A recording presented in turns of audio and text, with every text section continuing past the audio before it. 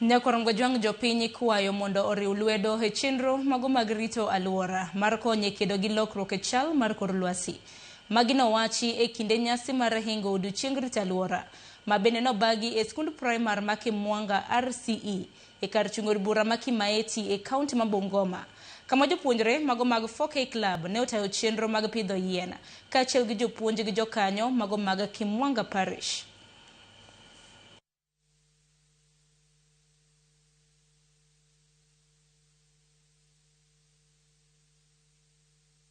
Our passion is to plant trees with the right knowledge, planting trees that tomorrow we see and we enjoy. Yeah. So we work very hard to do the right thing so that tomorrow we can continue. That's why we have even partners so that we can be able to have manure, we can be able to have even water after we plant, and also the manpower.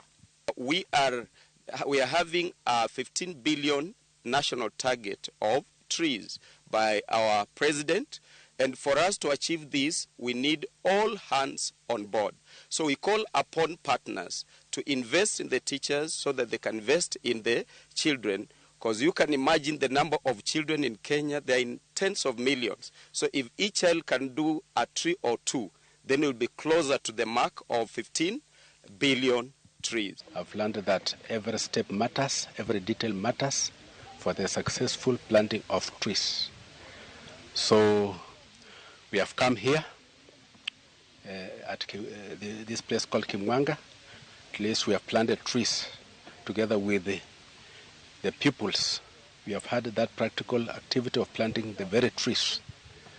This one is very much important, especially to our learners. They say that early grade is very much important to learn a skill.